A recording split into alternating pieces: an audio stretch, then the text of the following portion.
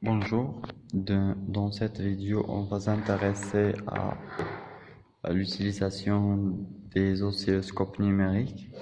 On va travailler sur le Siglent, qui est un oscilloscope numérique très utilisé dans l'éducation généralement. La première fonctionnalité qu'on va voir, on va commencer tout d'abord par une représentation de différentes plages et menus qu'on a. On a ici notre écran, bien sûr.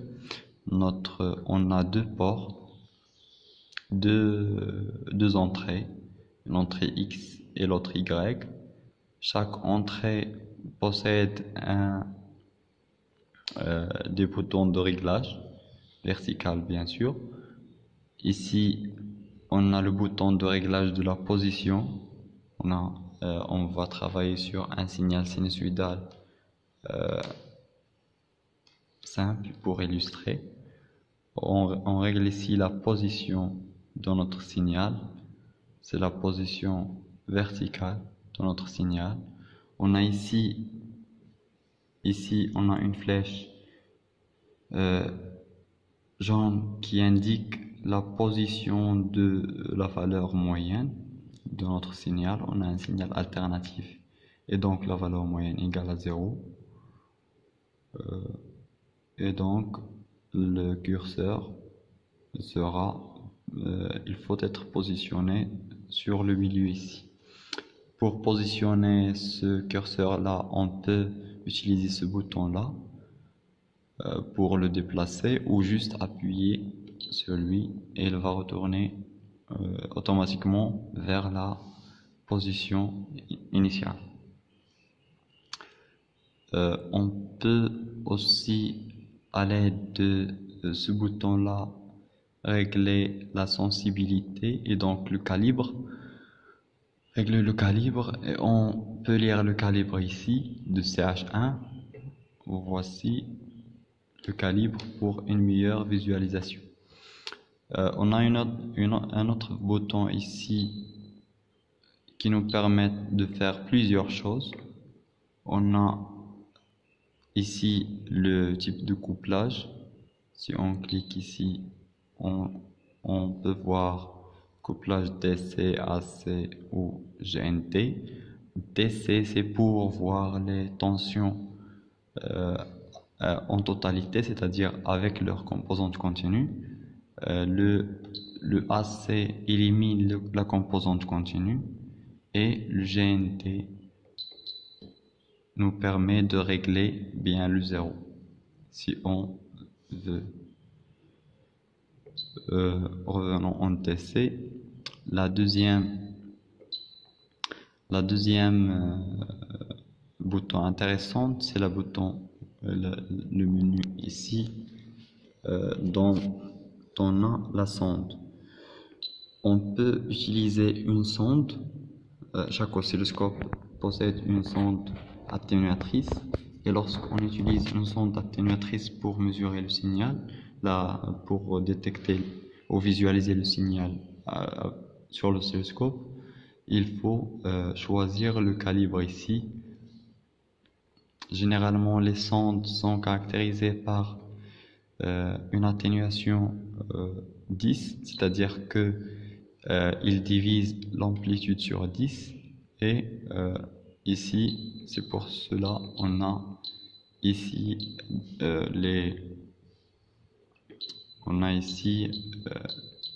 plusieurs multiples. Généralement, il faut se mettre, si on n'utilise pas une sonde atténuatrice, il faut s'assurer que on a ici x1.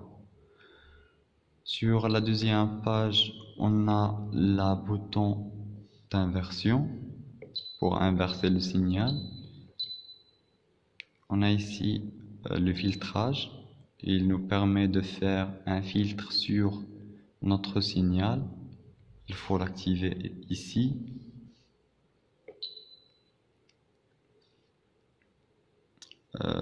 lorsqu'on l'active, il faut aussi, choisir aussi le type de filtre. On a des filtres passe-bande, coupe-bande, passe-haut, passe-bas et passe-haut. Dans tous ces filtres-là, on peut régler la fréquence de coupure ici avec ce bouton-là.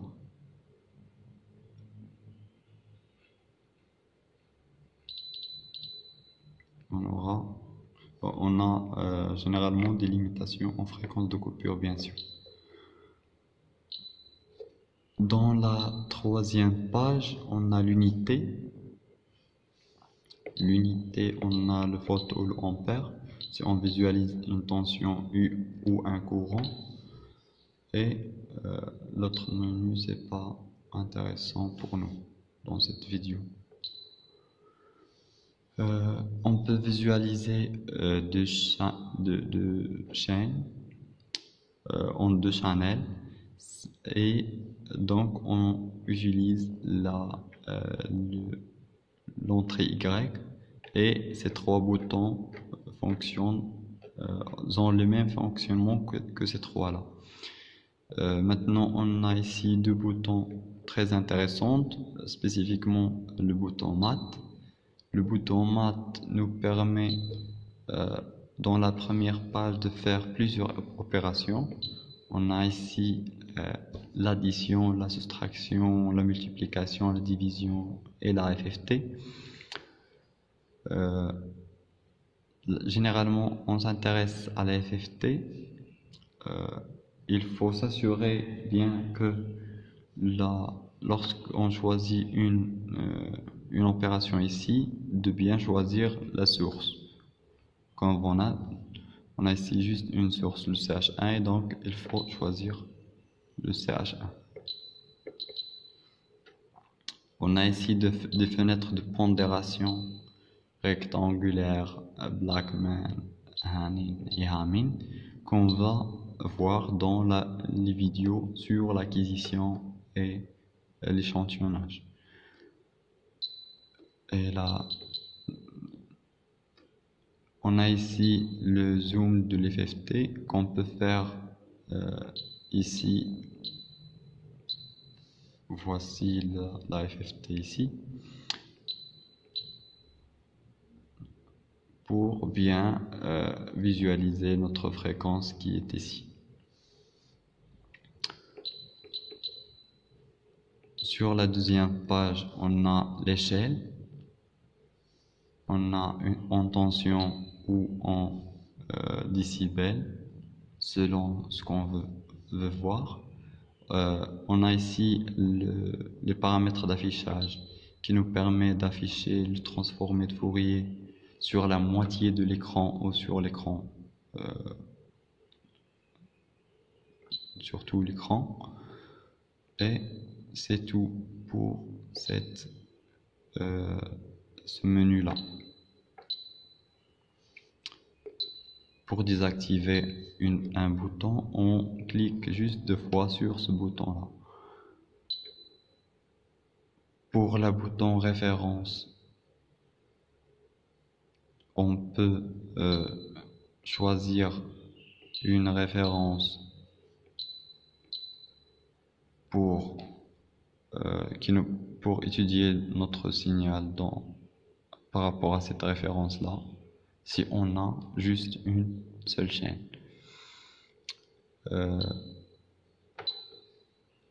Le deuxième menu ici, c'est le menu horizontal. Horizontalement, on a le temps, l'axe de temps, et donc c'est le réglage des temps.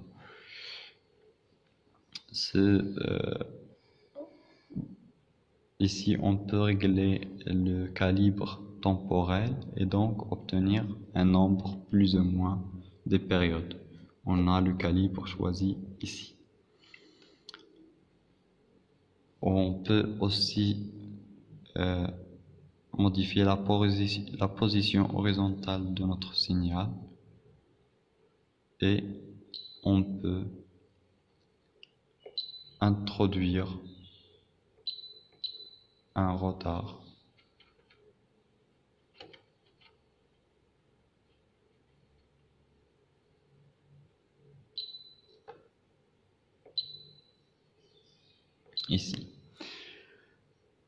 On a aussi un menu qui nous permet de faire plusieurs mesures. La première, c'est les curseurs. Les curseurs, on trouve plusieurs types de curseurs ici. On choisit généralement manuel, les curseurs manuels. On a ici le type tension ou temps, c'est-à-dire des curseurs verticales ou horizontales. On a ici la chaîne dont on va faire la mesure. Ici, les deux curseurs qu'on a. On a ici le curseur P est activé, il est visible ici, et ici il est en blanc. Pour déplacer le curseur, on va utiliser ce bouton-là, par exemple pour mesurer la période de notre signal. On procède comme ceci. On aura la période de notre signal, c'est delta t, c'est 1 milliseconde, et il affiche aussi la fréquence, c'est 1 kHz. Il affiche aussi la position des deux curseurs, si on est intéressé aux positions de chaque curseur.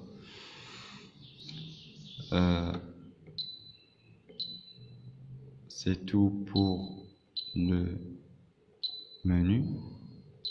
La partie intéressante du menu, des curseurs. Ces mesures-là peuvent être aussi effectuées automatiquement. On a ici, on peut faire des mesures de tension, de temps, de retard, ou afficher tout les mesures. En tension, on peut choisir la chaîne, et on a plusieurs mesures ici. On a la tension crête à crête, la tension max, min, l'amplitude, et on a plusieurs autres mesures possibles. Si on veut par exemple la tension crête à crête, c'est VCC, on juste clique sur addition et on voit la tension VCC ici. Elle est marquée en anglais VPP, c'est-à-dire tension pic to pic ou pic à pic, on dit aussi en français pic à pic. Pour supprimer les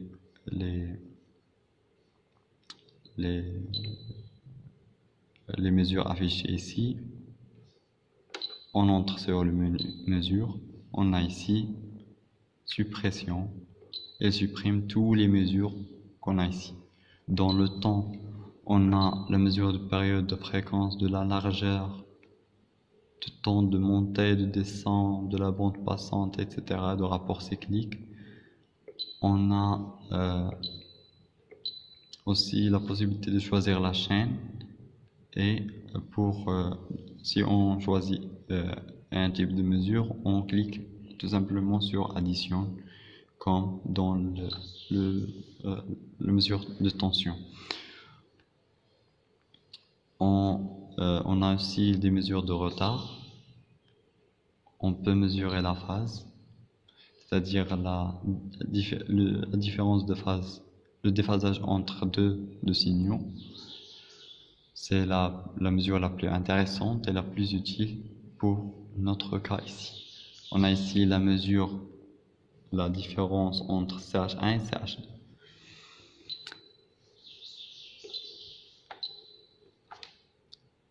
Sur display, on trouve l'interface, c'est-à-dire un peu de style. On peut la laisser simple. On a sur les autres pages, on peut afficher des vecteurs, des points ou des points. On peut choisir la persistance du signal, l'intensité lumineuse du signal avec ce bouton-là, et la luminosité aussi, augmenter ou diminuer la luminosité du signal de l'affichage. Sur la page suivante, on trouve le mode XY, ici, et le type de l'écran.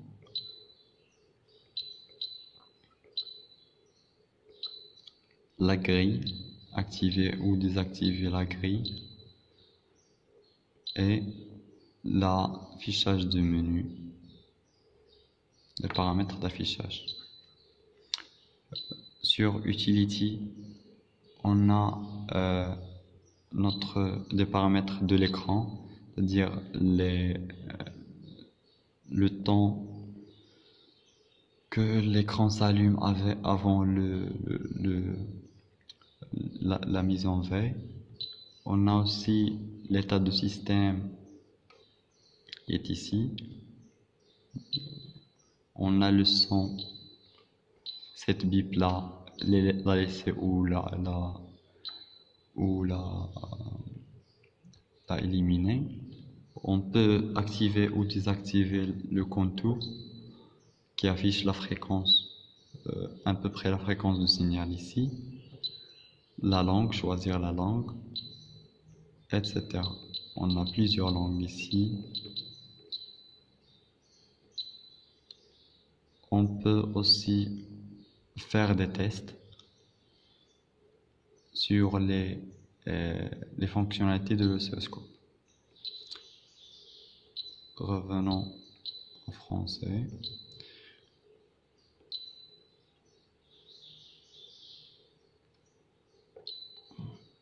Sur le bouton Save Record, on obtient des paramètres, on peut sauvegarder les données, nos données de l'oscilloscope à l'aide de port USB ici. On peut sauvegarder les paramètres ou les courbes ou les images, etc.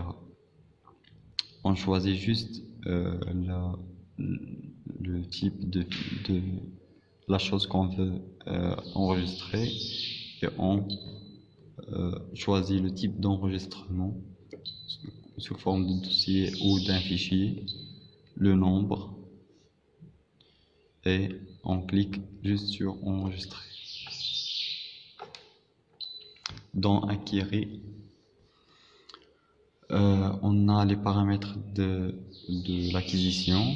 On a est-ce que on va échantillonner les signaux à l'aide d'un échantillonneur bloqueur dont on va parler dans une autre vidéo, ou faire une détection pic, c'est-à-dire faire une détection une seule fois, ou faire un moyen sur un nombre qu'on va choisir ici. Généralement, on choisit échantillon. On peut choisir ici le type, est-ce que c'est sinus ou X. Généralement, on laisse le sinus. Le mode, est-ce que en temps réel ou en temps équivalent. Et on a ici la période d'échantillonnage de notre signal. C'est 500 kilos secondes.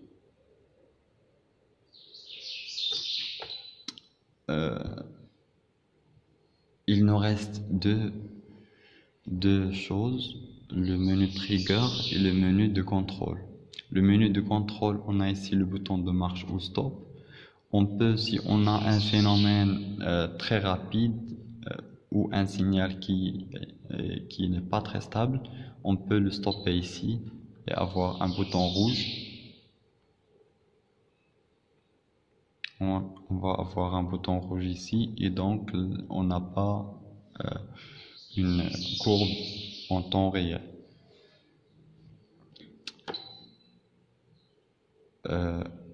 Puis le bouton auto pour un réglage automatique, mais c'est pas très utile car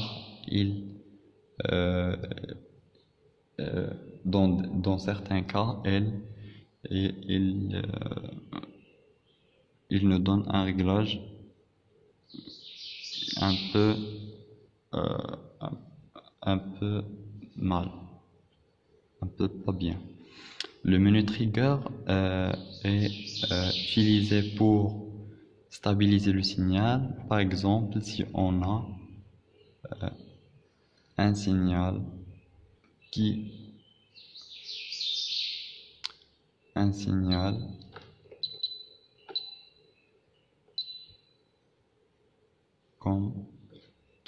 n'est pas stable.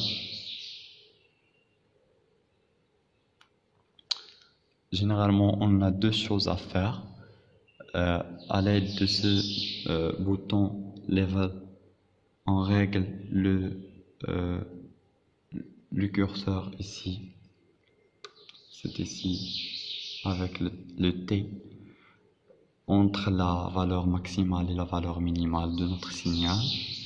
Et dans le menu trigger, on choisit la source la plus stable. Si on n'a pas une source stable, on choisit extérieur et on alimente ici par une source stable, une tension stable. On a ici un mode auto, le mode d'acquisition de signal. On a un mode auto normal au monocoup. Le monocoup, on va l'utiliser lorsqu'on va étudier l'oscillateur à pente fine. Il sert à visualiser les régimes transitoires dans un signal. Généralement, on travaille avec le mode automatique. C'est généralement tout ce qu'on peut faire pour notre oscilloscope. On a d'autres fonctionnalités, mais on va les voir lorsqu'on va étudier les cas réalistes d'utilisation de cet oscilloscope. Eh bien.